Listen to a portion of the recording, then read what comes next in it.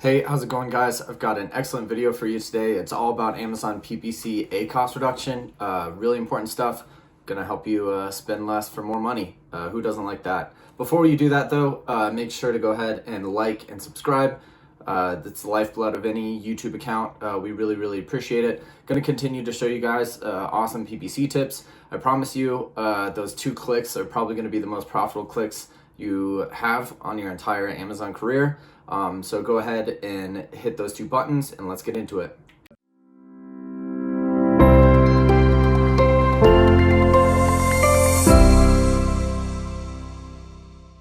All right, let's get into it. So the first thing you should do whenever you're trying to lower ACoS, if you haven't done this already, really easy to recommend, but go ahead and modify your automatic targeting campaigns. So this is super easy. If the automatic campaign was created, I think, after November of 2019. You have access to these 4 little enhanced automatic targets. They each have their own definition. Amazon classifies them their own certain way, but treat each of these as its own keyword with its own bid. It behaves almost exactly the same way. So right here, we're looking at year-to-date numbers for this one campaign that shall remain nameless. So we've got this one, 26,000 impressions, 17 clicks, 0.06 click-through rate, $27 to spend, and $1.61 CPCs. So we see here we got 3 clicks, $68 of sales. So at 69, it's roughly a $23 product. So at $27, even if we got a sale on the next click, we'd be over 100. So I'm going to go ahead and drop this 20% down to $2. This one has this close match enhanced auto target has a conversion rate roughly half. Just if my little head math is any indication, it's a little bit over half, but still, 60% of what these other 2 are. And the ACoS is really high. So instead of 220, I'm going to drop it down 40 cents. I only like to do sort of 20% corrections in either direction because these things don't always behave in a linear way. Cutting your bid in half for these enhanced automatic targets isn't going to double your ACoS and half your spend. It's not the way it works. Imagine it sort of like a bell curve. But in any case, just go ahead and drop that 20-ish% down to 1.8. This one, we can move back. So I'm going to switch the bids on these 2. And just because this one is performing really well as far as the conversion rate goes, its CPCs are reasonable, its ACoS is at 30%. And if we're striving for around a 50% ACoS with this campaign, this 47% gives us just enough room that if we get several more clicks and no sales, it won't get up to like the 80s. If it was at 50%, you want to make sure it's a little bit less than your ACoS threshold, just to give yourself a little room to work with. So the next thing to keep in mind when you're trying to reduce your ACoS or sort of spend a certain amount of money in an intelligent way is think about where you're allocating those funds. So these are old campaigns that stopped in 2018, so you're not seeing any recent numbers. But here we have this one automatic campaign. It's got 10,000 clicks, and it's at a 56% ACoS. This one has $100 of spend as the budget. Roughly a similar amount of clicks, but 2x or exactly 3x click-through rate, and the ACoS is, I believe, no, it's not quite, but it's a third. So click-through rate is double, ACoS is a third. So right away you could just allocate, if this is spending, let's say, $50 a day, this one is spending $50 a day as well. You could leave this open just in case you start getting more traffic. You don't want to hinder yourself with that 50, but you could drop this down to 25, keep your exploration budget, somewhat limited, and then you could just let this run away with more of the spend. Right away, you'll see some immediate ACoS reductions. I wouldn't go ahead. There can be a tendency to, in this situation, if you want to improve your ACoS, you can just go ahead and pause this automatic campaign. But if you do the enhanced automatic targeting stuff like I just talked about and limit your budget, you should see ACoS correct here pretty quickly, especially if you look at, a day-to-day timeline or, anything shorter, you'll be able to see the ACoS number move pretty quickly. The next easiest way to lower your ACoS account-wide, and this is a mistake I see in a lot of campaigns that I look at that I haven't been managing, new accounts, people wanting a hand, is they do a keyword dump. So they use reverse ASIN tool or some other sort of keyword exploration tool. They get everything and they throw it in a campaign. That kind of works, but the problem you run into is that Amazon does their best to group things in an intelligent way, but sometimes they get it wrong through no fault of their own. It's an algorithm. They can't completely control these things. But in this case, duct tape. So this is a poly mailer. So it's a bag, like the bubble wrap bag kind.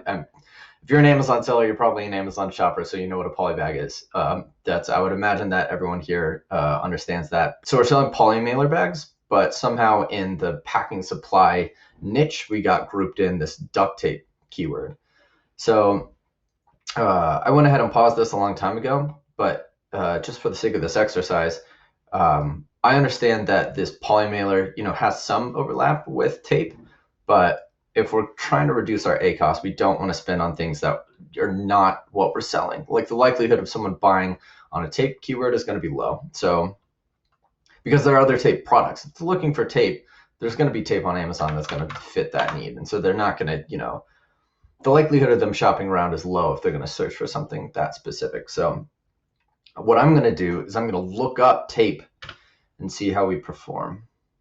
So our campaign ACoS here, I'm actually going to show this to you. So campaign altogether ACoS is 50%. When I filter by just keywords containing tape, we're at 719% ACoS. So right away, like this package tape, 53 clicks and no sales. We didn't need to spend that $50. That could have been our $50.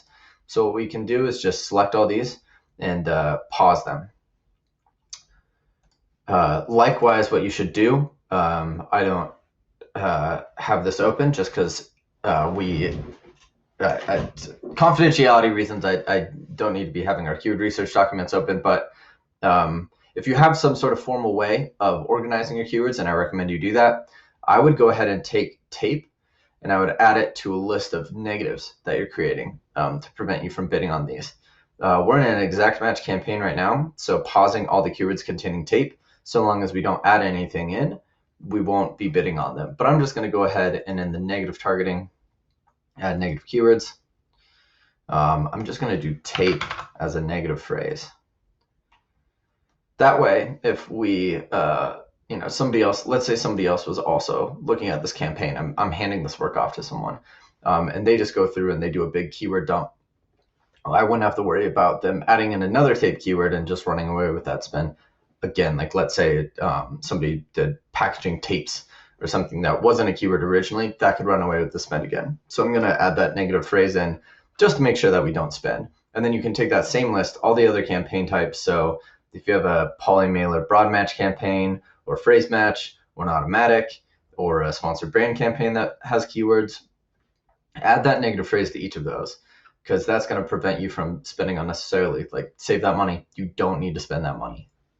So this one is less specifically looking at the UI, more sort of strategic, but I would go ahead and recommend this specific campaign build was created long enough ago and we didn't have brand registry that we couldn't create sponsored brand ads. But just in general, your sponsored product ads should make up over 50% of your PPC spend on Amazon. I would recommend somewhere in the 70% range. I feel like that makes the most sense. I've seen accounts that are above 80, below 60, but in general, around that 70% range of sponsored product to sponsored brand and sponsored display as your split is probably going to get you the closest to your optimum. If you're optimizing towards ACoS, that's usually how your spend allocation is going to end up. So this is one I see done a lot that you really need to be careful of. Is there are times, like let's say you're running a promo, you want to move a lot of products. You don't have time to go individually just boost all the bids up, or you don't want to worry about that. You don't want to pull the bulk sheet, and you don't want to click all the individual boxes, make sure everything looks good. So what you do is you just take your one of your placement multipliers and you just crank that all the way up. So in this instance, we have this product page placement multiplier set to 100. We can see that, and also I kind of hate ROAS. I would much prefer everything to be in ACoS. I'm used to ACoS. All of my Amazon PPC OGs probably agree with me there. My mind sees ACoS better that way. So I prefer ACoS. Some people like ROAS. Are you an ACoS or a ROAS guy? Go ahead and comment. If you're a ROAS, you're wrong. ACoS is better, but discuss in the comments. But in this situation, we can see that ACoS here, 89% versus the 35% for the top of first page placement. So I would go ahead, immediately turn this down. Got to make sure it's a number. And then I would just give this a nice little 20%. I feel like just for pretty much all campaigns, sponsored product campaigns, you can just put this top of first page bid adjustment multiplier around 15 to 20%. Found like that is a typical useful blanket, because these almost always versus rest of search were at 35% versus 50. So if we want to move more spend that direction, this is an easy way to do that. But make sure that you don't make any adjustments in sort of a holiday or a sale, or like you're trying to move a bunch of units and forget about it. That happens a lot. And then you can run into situations where you're doing bid adjustments, forgetting that you added this placement multiplier and you're seeing stuff all over the place. You might move something up, not realizing that you're doing a double adjustment and your ACoS goes haywire. So really easy way to spend way too much money forgetting about these high placement multipliers. And the last thing I wanted to talk about is the use of overly generic keywords. So once again, let's say you're a typical Amazon seller. You have a lot of stuff going on. You don't want to spend too much time on this Amazon PPC thing, but you want to do it right. So you've watched a video or two, you do a reverse ASIN or some sort of keyword pull, you grab everything, you dump it into a broad match or a phrase match campaign to start generating traffic. If we look at, so I'm looking at impressions descending. If we look at our initial results, here, tape, one word, that could apply to any sort of tape. That could be duct tape, that could be athlete's tape, that could be electrical tape, none of which are our tape, and we're going to pay the price for it. Specifically, we're losing money. So we're paying more here in our ad spend versus the sales. And there's something to be said about, like, keeping people in your brand, getting new, orders, this, that, and the other thing.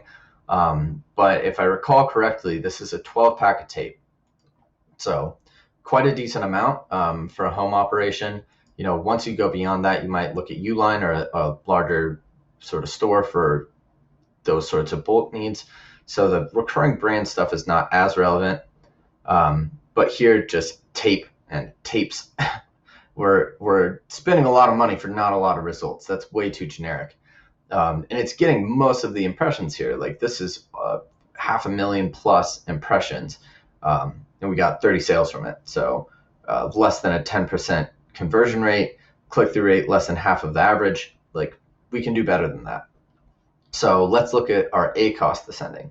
What are our highest return keywords? So Ship Quick, that's a brand, doing really well for us, but tape for sealing boxes,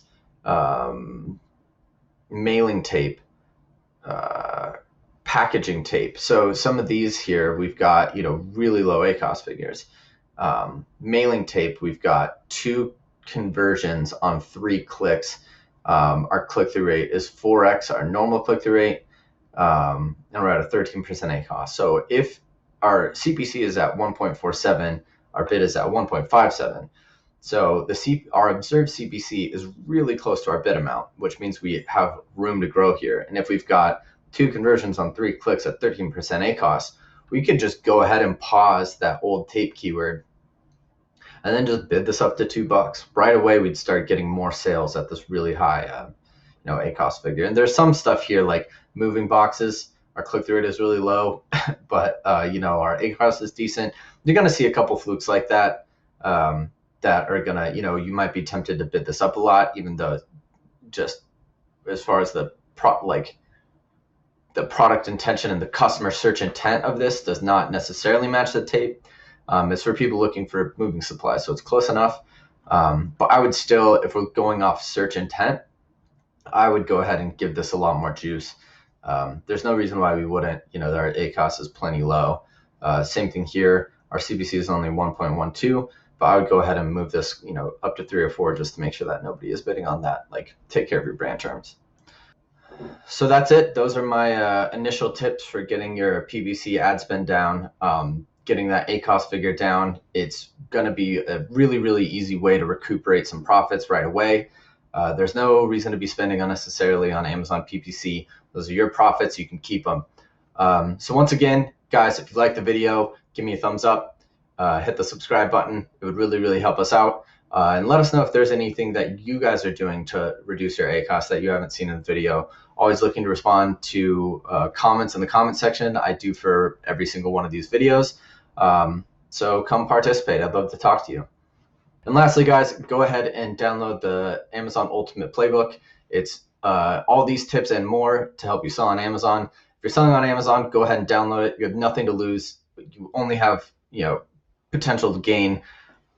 Just go ahead and download it. It's free. And I look forward to making more of these videos for you guys.